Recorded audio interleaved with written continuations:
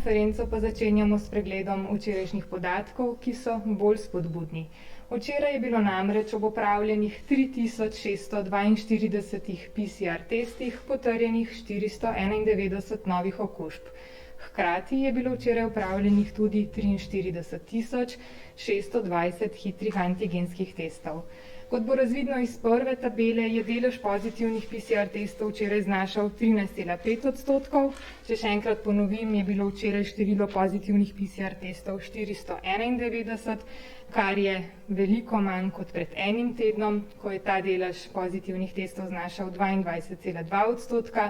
En teden nazaj, se pravi 3. maja, pa smo potrdili 894 novih primerov okužbe s COVID-19. Podrobnejši pregled epidemioloških razmer bo podan v nadaljevanju novinarske konference. Mi pa dovolite, da še pred tem pregledom sporočim, da so danes tudi podatki o 7-dnevnem povprečnem številu okužb bolj spodbudni. 7-dnevno povprečje okužb je namreč padlo na 549, včeraj je to povprečje znašalo 606.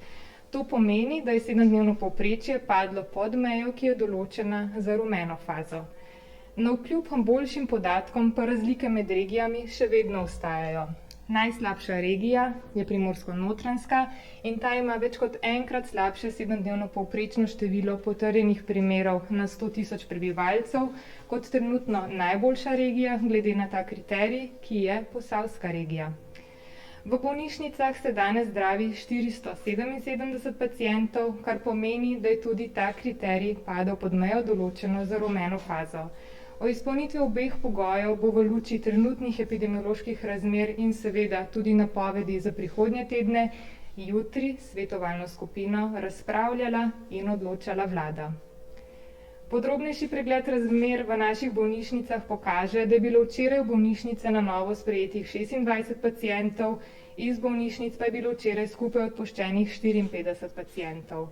Kot že rečeno, se skupaj danes v bolnišnicah zdravi 477 obolelih za COVID-19, od tega 131 na oddelkih intenzivne terapije. Tudi včerajšnji dan pa žal ni minil brez smrti in sicer so v bolnišnicah umrle 3 osebe. Poglejmo si podatke prikazane še v naslednjem grafu, iz katerega je zelo lepo viden trend upadanja zasedenosti postelj v naših bolnišnicah, tako na splošnih oddelkih kot skupnega števila postelj, žal pa število zasedenih postelj na oddelkih intenzivne terapije še vedno ostaja precej visoko. Če pogledamo še naslednjo tabelo, ki prikazuje numerični prikaz podatkov zasedenosti postelj v naših bolnišnicah, kot že rečeno, se skupaj v bolnišnicah danes zdravi 477 pacientov, včeraj je bilo takšnih 508. Na oddelkih intenzivne terapije je danes zasedenih 131 postelj, tu sta 2 postelji manj kot včeraj, na navadnih oddelkih pa se danes zdravi 346 pacientov, kar je precej manj kot včeraj, ko je bilo takšnih 375. Opažamo, da se v javnosti še vedno porajajo vprašanja glede pristojnosti za nadzor izpolnjevanja pogoja PCT, to je preboleli, cepljeni, testirani, v gostinskih in tudi nastanitvenih obratih. Zato mi dovolite, da danes v imenu Ministrstva za gospodarski razvoj in tehnologijo podam dodatno pojasnilo. Ponudniki nastanitvenih in gostinskih storitev naj ob prijavi v nastanitveni obrat oziroma pred postrežbo v notranjosti gostinskega obrata gosta seznanijo oziroma po potrebi opozorijo, da je za koriščenje navedenih storitev potreben pogoj PCT. To pomeni, da morajo biti gosti za koriščenje teh storitev bodisi prebolevniki, bodisi cepljeni ali pa morajo imeti negativni test. Za izpolnjevanje pogoja se upoštevajo tako hitri antigenski testi kot testi PCR, ki jih izvaja pooblaščeni izvajalec Ministrstva za zdravje. Nastanitveni obrat lahko svojim gostom ponuja testiranje tudi na lokaciji nastanitvenega obrata, vkolikor zagotovi, da testiranje, kot že rečeno, izvaja pooblaščeni izvajalec Ministrstva za zdravje. V primeru, da se gost ne želi izjasniti glede izpolnjevanja pogoja PCT, ponudnik nastanitvenih in gostinskih storitev gosta lahko zavrne. Gostinski in nastanitveni obrati lahko z obvestili ob vhodu goste že vnaprej opozorijo na obveznost izpolnjevanja večkrat naštetih pogojev. Hkrati mi dovolite, da vse državljane pozovem k temu in jih opozorim, da nosijo odgovornost, da prispevajo k preprečitvi širjenja epidemije. Namen pogoja PCT je navsezadnje čim bolj varno koriščenje gostinskih in namestitvenih storitev s čim manj tveganja za okužbo. Le tako bodo te storitve lahko odprte in bodo lahko delovale še naprej. S tem pa prehajamo k prvi temi današnje novinarske konference, to je k cepljenju. Preko Zooma je danes z nami magistrica Renata Raja-Pakse, direktorica Zdravstvenega doma Domžale, ki bo predstavila delo njihovega cepilnega centra. Lepo pozdravljeni še enkrat med nami, izvolite, beseda je vaša.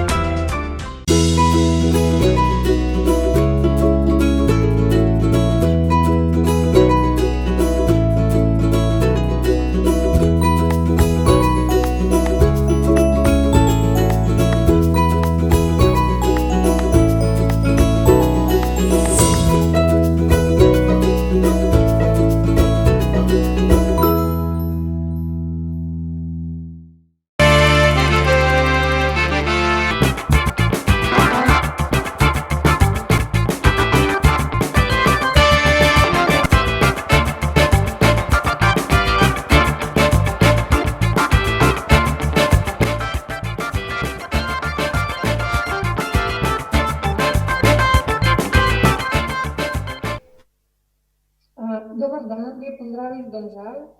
Hvala lepa za povabilo. Kot rečeno, bi rada predstavila, na kakšen način se v našem zdravstvenem domu oziroma cepilnem centru spopadamo pravzaprav s to veliko nalogo, ki je pred vsemi nami. Tako kot v vseh ostalih cepilnih centrih v zdravstvenem domu Domžale, smo tudi pri nas seveda pristopili v smislu organizacije na tak način, da bi čim hitreje pocepili čim več naših pacientov oziroma naših prebivalcev. Naš cepilni center sicer pokriva območje 5 občin, in sicer občine Domžale, Mengeš, Trzdin, Lukovica in Moravče, skupaj 60 tisoč prebivalcev. In nekako smo si zadali cilj, da bi cepili 60% oziroma 40 tisoč naših prebivalcev. Namreč prepričani smo, da je pravzaprav cepljenje edini in najbolj učinkovit ukrep pri preprečevanju širjenja virusa in pravzaprav s tem ukrepom lahko prekinemo to epidemijo in nekako dobimo nazaj neko svobodo, bližine, druženja, gibanja, potovanja, skratka življenja, ki ga pač poznamo od prej in si ga vsi želimo ponovno vzpostaviti. In z namenom uresničitve tega cilja smo v izvajanje cepljenja, pa sicer tudi testiranja, v našem zdravstvenem domu prerazporedili kar nekaj zaposlenih, sicer predvsem iz področja preventive, zdravstvene vzgoje, referenčnih ambulant in patronažne službe. In na tem mestu bi se prav vsakemu sodelavcu od njih rada zahvalila in rekla, res hvala lepa za to njihovo požrtvovalno delo, res pozitivno naravnanost, številne predloge za izboljšanje celotnega poteka, da bi dejansko čim bolj uspešno to našo nalogo tudi opravili. Poseben izziv pri organizaciji cepljenja pravzaprav je bil nekako zagotoviti to logistiko naročanja. Vzpostavili smo posebno telefonsko številko, elektronski naslov za naročanje na cepljenje. V tem našem naročilnem centru v Špicah dela tudi do 20 oseb dnevno, pa vendar kljub temu pravzaprav naši telefoni oziroma elektronske linije pregorevajo.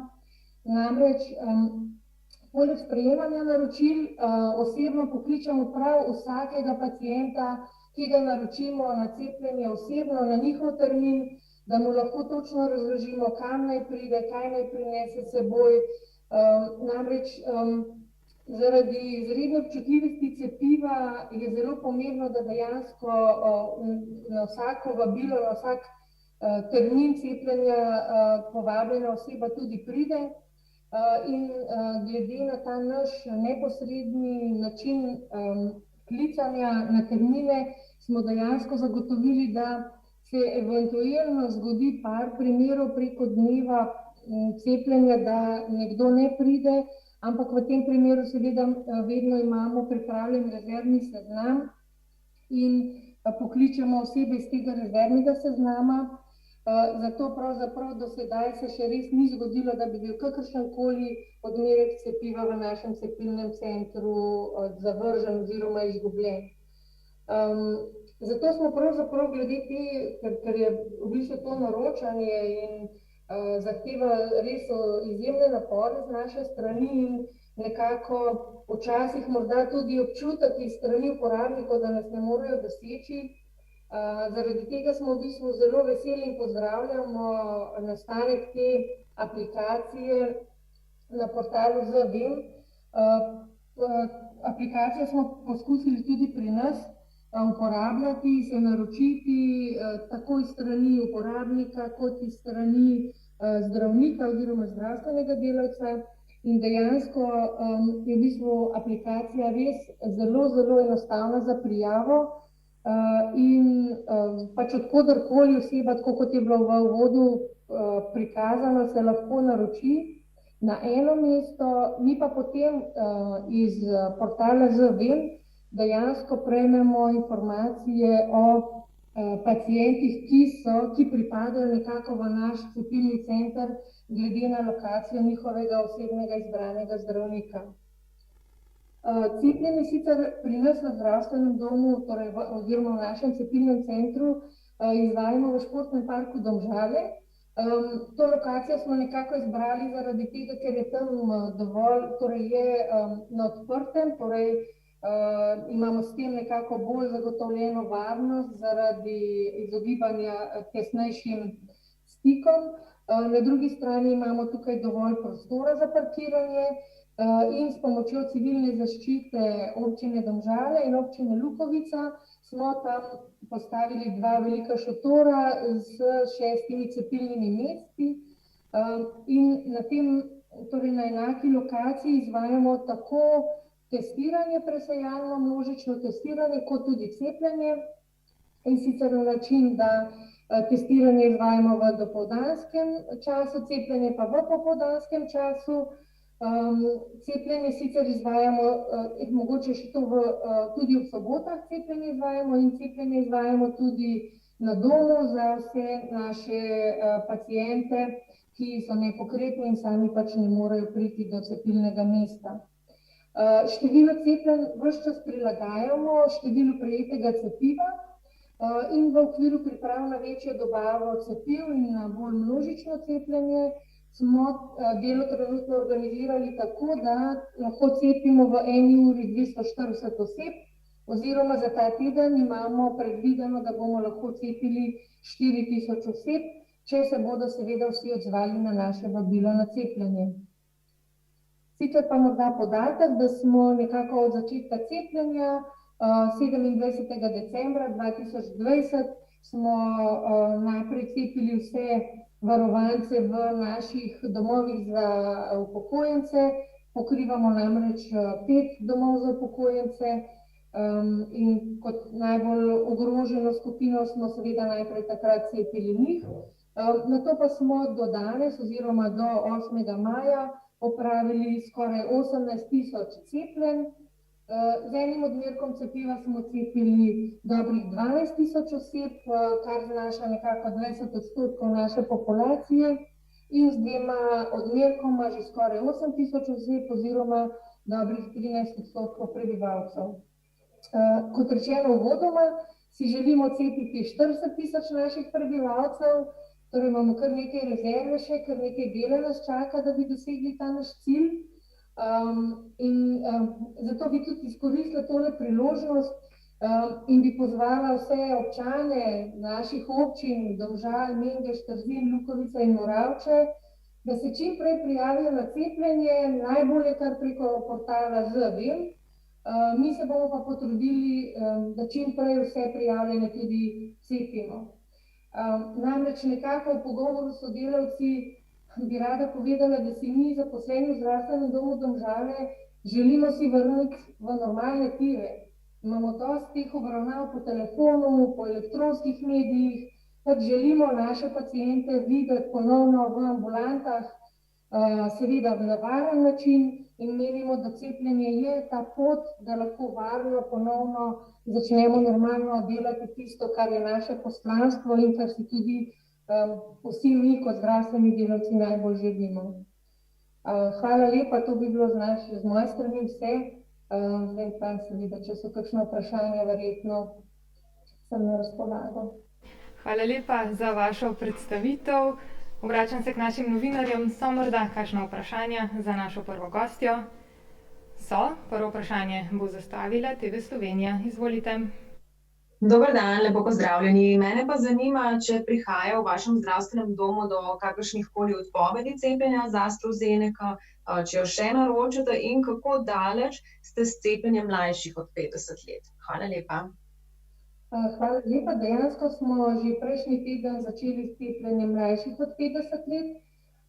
Seveda predvsem smo v prejšnjem tednu je bila pač strategija nekako še vedno usmerjena v način, da predvsem starejšim omogočimo cepljenje z cepivom Pfizerja.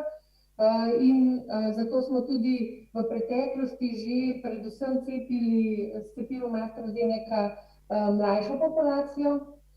V preteklem tednu pa, kot rečeno, smo začeli tudi že s cepljenjem pod 50 let. Dejansko je pa drži, da se tudi pri nas srečujemo z, bi rekla, zadržki vabljenih oseb, da bi se cepili s cepivom AstraZeneca. To seveda upoštevamo. Če se oseba ne želi cepiti z cepivom, ki je na razpolago, v tem primeru pa pač mora nekako pristati na to, da počaka na vrsto za cepivo z messenger, torej z rekombinantno messenger RNA cepivom, ker kljub vsemu, ker se držimo strategije, seveda cepimo od starejših proti mlajšim in omogočamo cepljenje z vsemi cepivi, glede na razpoložljivo cepivo, ki ga prejmemo. Nekaj cepiva AstraZeneca smo še naročili in ga bomo tudi vnaprej ponujali vsem, ki bi se želeli čim prej cepiti iz kakršnega koli razloga, ne bi želeli počakati na pač drugo vrsto cepiva. Glede na to, da se dejansko cela, bi rekla, Velika Britanija pravzaprav cepila že z cepivom AstraZeneca, torej po njihovih podatkih preko 35 milijonov oseb imajo že cepljenih s tem cepivom. Tudi mi menimo, da cepivo nekako je varno, je pa seveda pač individualna odločitev posameznika, za katero vrsto cepiva se odloči. Hvala lepa za ta odgovor. Sledi vprašanje Sveta na kanalu A. Izvolite. Ja, lep pozdrav. Mene pa zanima, ali boste v zdravstvenem domu Domžale ljudi cepili tudi po pospešenem postopku, torej ali bo pri vas angažiranega več kadra oziroma ali bo upravljenih tudi več prostorov, kot bi jih bilo sicer. Hvala lepa. Hvala za vprašanje. Seveda, kot sem že omenila, pri nas se pripravljamo na to, da bi lahko cepili tudi 4000 oseb. Trenutno jih imamo na seznamu nekaj več kot 5000. Tudi prejeli smo ta teden 4000 cepiv. Je res, da en delež tega tudi z AstraZeneco, tako da trenutno angažiramo za vsak dan za cepljenje 16 oseb, 6 cepilnih mest poteka hkrati, kar pomeni 240 oseb na uro. Vkolikor bi imeli prijavljenih še več oseb in prejeli še več cepiv, lahko pač to številko povečamo s tem, da podaljšamo čas cepljenja še na kakšen dodaten dan v tednu. Hvala lepa. Naslednje vprašanje zastavlja STA. Prosim. Ja, lepo pozdravljeni. Mene je zanimalo, koliko koliko je trenutno prijavljenih na cepljenje v vašem zdravstvenem domu, pa če sem prav ujela, v vašem odgovoru je to 5000. Popravite me, če se motim. Pa zanima me še, ali ste že uspeli uskladiti svoje sezname prijavljenih z novo aplikacijo na portalu Zvem. Hvala lepa. Hvala za vprašanje. Ja, trenutno na naših seznamih je nekaj preko 5000 oseb, ki so v bistvu do neke mere, nekaj je bilo prijavljenih že prej v našem cepilnem centru, dodatno se jih je zdaj še okrog 1000 prijavilo preko portala Zvem. In mi imamo informacijo o vseh prijavljenih preko portala Zvem. Trenutno pa pravzaprav poteka, torej mi smo naše podatke že uvozili v portal, torej imamo zdaj že ta neko skupno bazo, trenutno pa poteka pravzaprav, bi rekla, ta uparjanje pravzaprav z ostalimi, to se pravi z elektronskim registrom cepljenih oseb in z centralnim registrom podatkov o pacientih, zato da bomo res natančno vedeli o vseh osebah, kdaj je bil kdo cepljen preko te aplikacije, torej da bomo lahko preko aplikacije na portalu Zvem prejeli to informacijo, ne pa kot trenutno pač vodimo to v svojih seznamih. Hvala lepa. Še kakšno vprašanje? Pardon, se opravičujem, ste želela še kaj dodati? Izvolite. Ne, samo to, da pač res zelo želimo, pač, da bi ta aplikacija dejansko zaživela, zaradi tega, ker kot rečeno, ni treba čakati nikogar, da boš dobil koga na telefon, ni treba, bi rekla, takoj dobiš povratno informacijo, da si uvrščen na pač to naročilno listo in torej preverili smo dejansko mi te paciente dobimo, ki so naročeni, če seveda potrdijo prijavo, ker ko prejmeš iz strani portala sporočilo, da moraš prijavo potrditi, jo moraš potrditi, ne? Torej, če tega ne storiš, en korak manjka in je to pomembno, no? Da poleg, tako se prijavijo, dejansko potrdijo svojo prijavo. Hvala lepa tudi za to dodatno pojasnilo. Kot kaže, ste s tem odgovorila na vsa vprašanja naših novinarjev, tako da mi dovolite, da se vam še enkrat zahvalim za to, da ste bili danes z nami. Mi pa nadaljujemo z našo novinarsko konferenco in sicer s pregledom epidemioloških razmer, ki jih bo predstavila docentka dr. Irena Grmek-Košnik iz Nacionalnega inštituta za javno zdravje. Izvolite.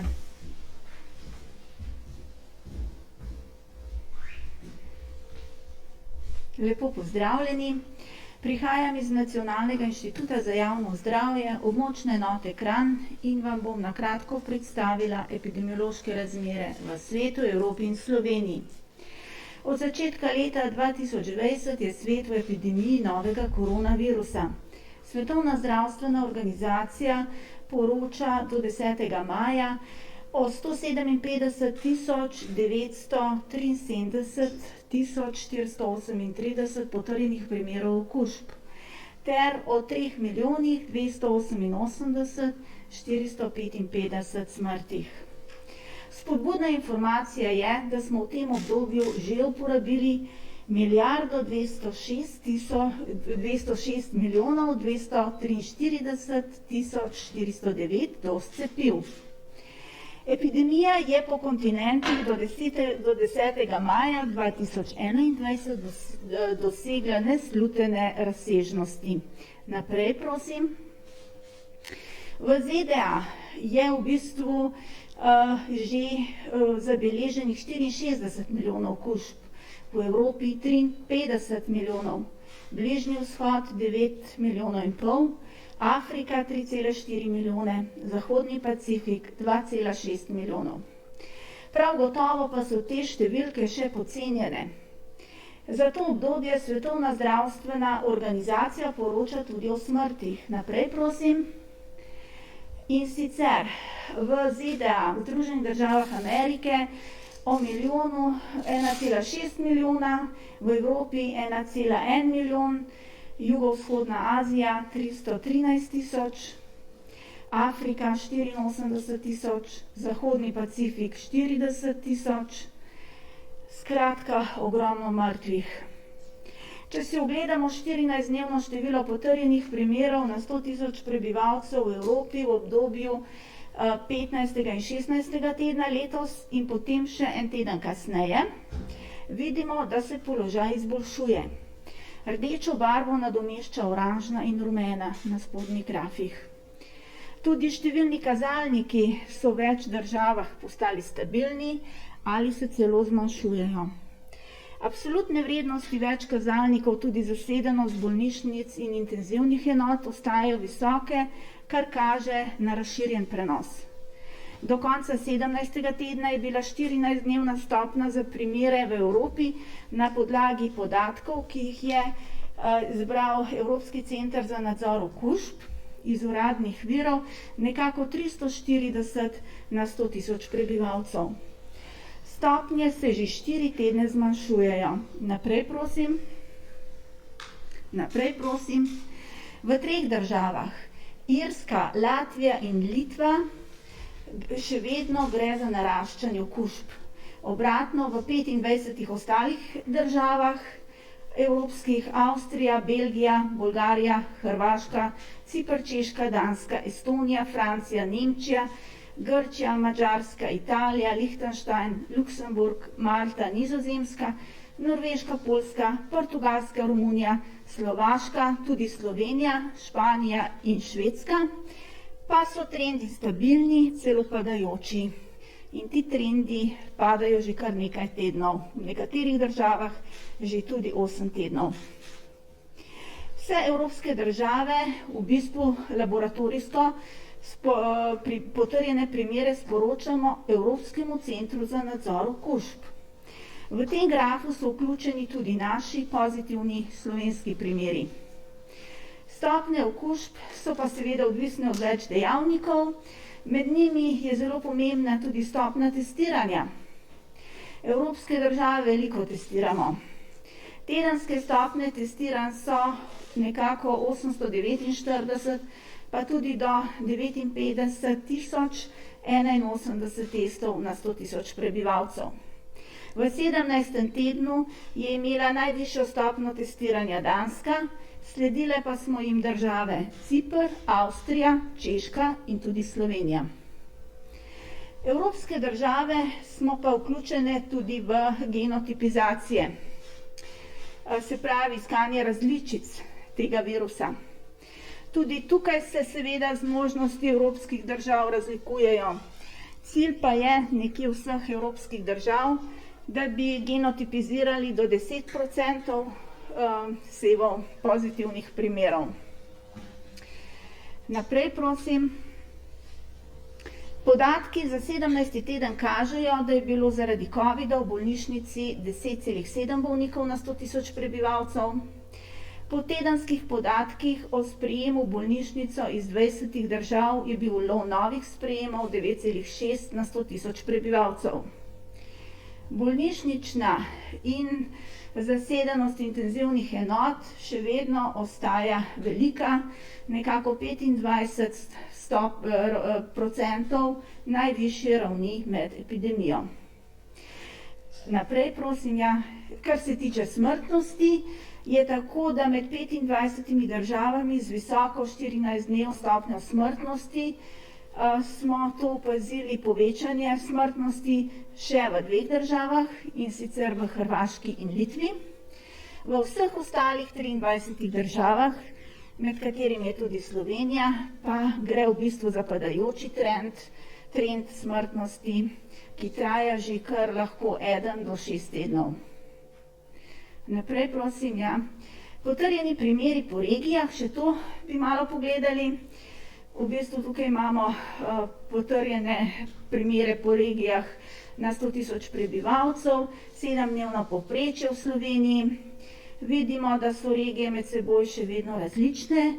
Večina regij se trenutno nahaja v oranžni in pa rumeni fazi. Zdaj, o današnjih primerih smo že povedali na začetku te konference, je pa v bistvu 491 potrjenih primerov v preteklem dnevu, se pravi na dan 10. maj 2021. Naprej prosim, No, najverjetnejši vir okužbe ostaja še vedno lokalni vir. Ukrepe za zajezitev širjenja okužb pa seveda prilagajamo glede na epidemiološko situacijo. Tukaj imamo še zemljevid po občinah. Vidimo, da nekatere občine so že oranžne oziroma rumene, so pa seveda še občine, veliko občin je še vedno v rdeči fazi. Še malo morda o ukrepih. Zaradi prisotnosti novega koronavirusa moramo pri upravljanju vsakodnevnih opravil in izvajanju aktivnosti paziti, da se ne okužimo in da ne prenesemo okužbo na ljudi okoli sebe. Zato je še vedno zelo pomembno dosledno upoštevanje preventivnih ukrepov.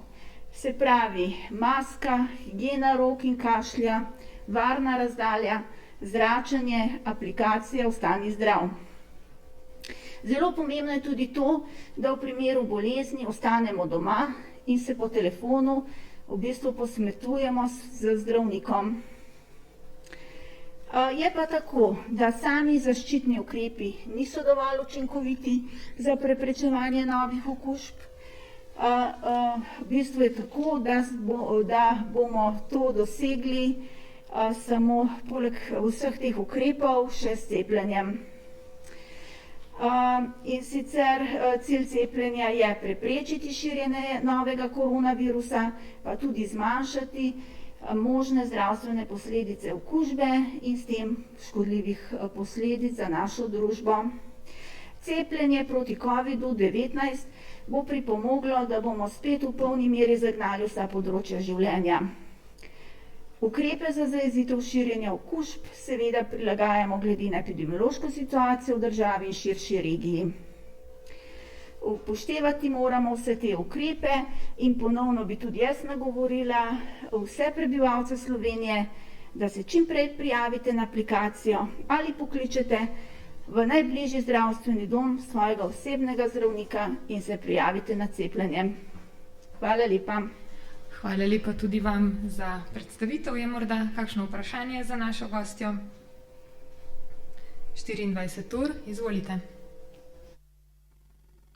Lepo pozdravljeni, Tjaša Dogolin na tej strani. Zdaj se začenja to množično cepljenje.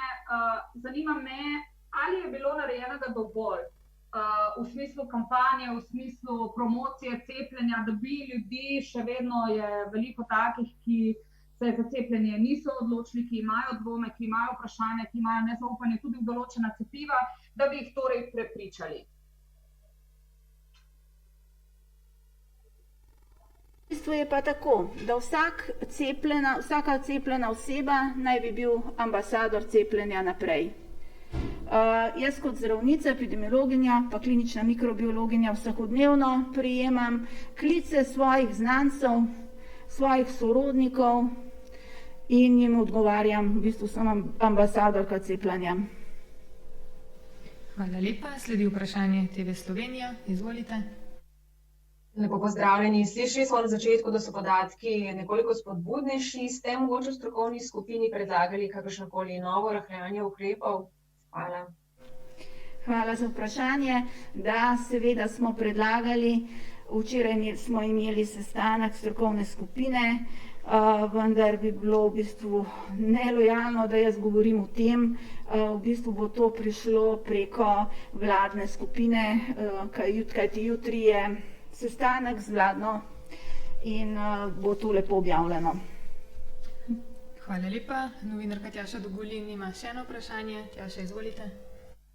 Ja, v bistvu sem želela isto vprašati kot kolegica z RTV-ja, tako da je gospa že odgovorila. Hvala.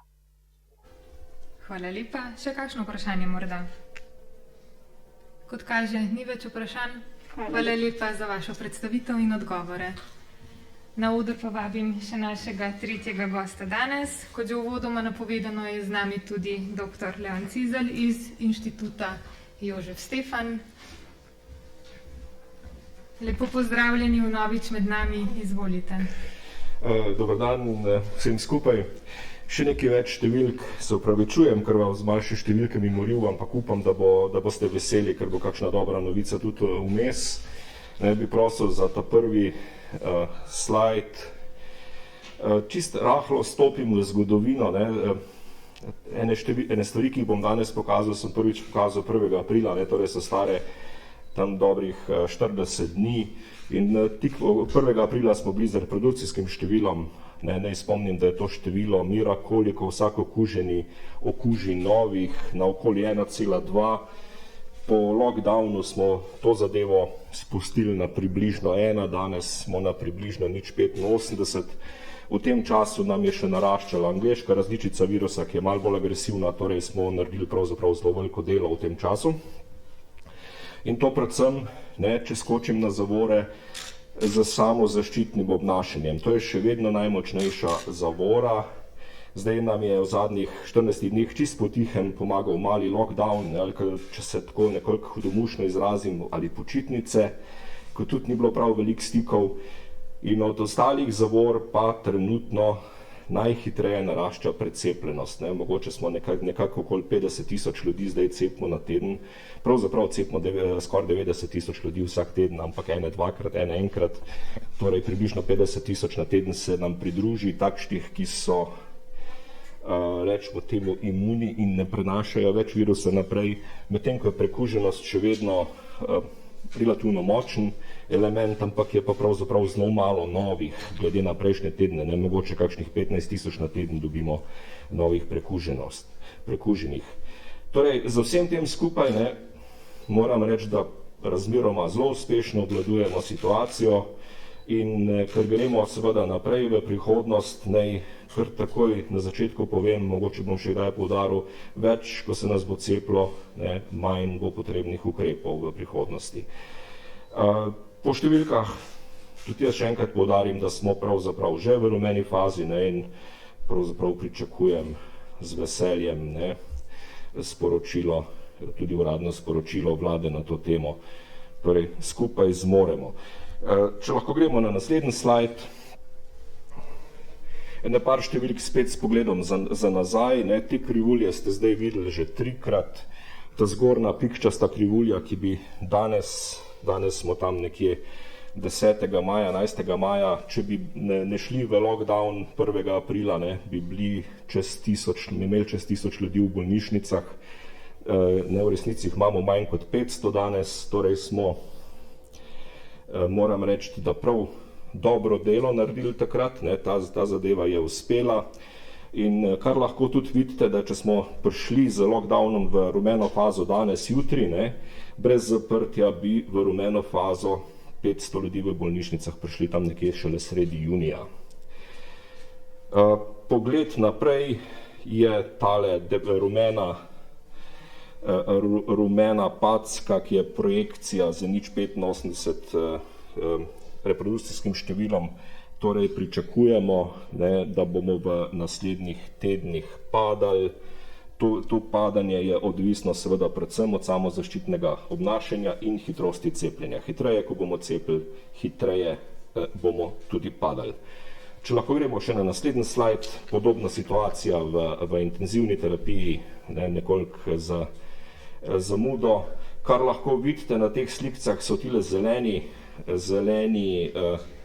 simboli, ne, je dogajanje po tistem, ko smo to projekcijo postavili, in tu moram seveda kolega Leskovarja zelo pohvaliti, ker je pravzaprav zadeval za 2 meseca naprej zadeve na tako rekoč 10% natančno. Še zadnji slajd.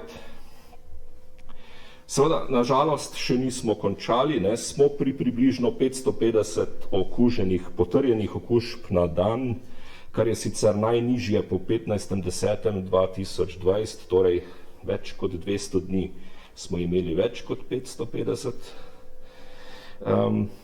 dnevnih potrditev.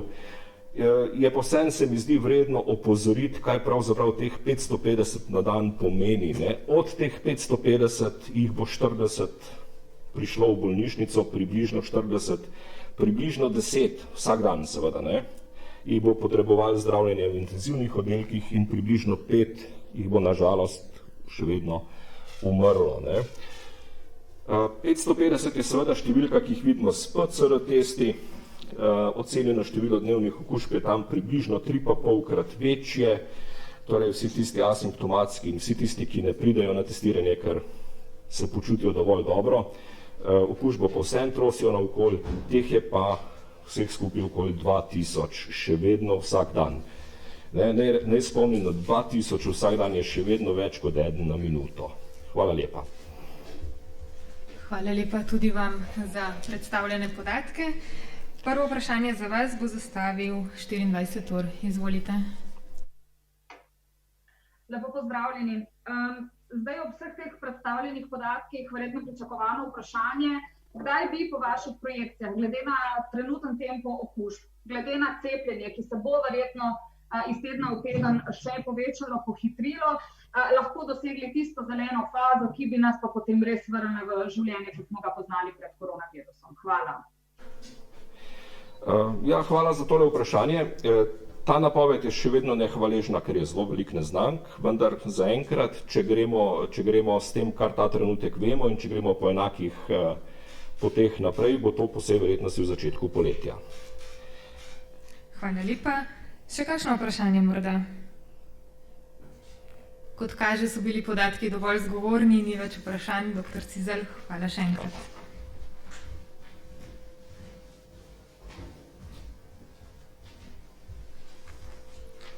Še klasično vprašanje iz moje strani, morda še kakšno vprašanje? Kot kaže ne, s tem zaključujem današnjo. Se upravičujem, sem bila prehitra. Svet na kanalu A se je prijavil v zadnjem trenutku k besedi. Izvolite. Ja, še enkrat lep pozdrav. Mene pa zanima, če ko pridemo do rumene faze, ali se bodo namestitvene kapacitete lahko odprle v celoti, ali bodo še vedno veljale neke trenutne omejitve, kjer je lahko ponujena le polovica sob. Hvala lepa. Hvala lepa. Kot rečeno, bo o tem, ali smo resnično v rumeni fazi in kako bo z veljavnimi ukrepi jutri po posvetovanju s svetovalno skupino razpravljala vlada. O vseh odločitvah vas bomo obvestili najkasneje na četrtkovi novinarski konferenci. Še kakšno vprašanje morda? Sedaj pa resnično ni več vprašanj, zato mi dovolite, da zaključim današnjo novinarsko konferenco. Hvala vsem za pozornost in lep pozdrav do jutri. Nasvidenje.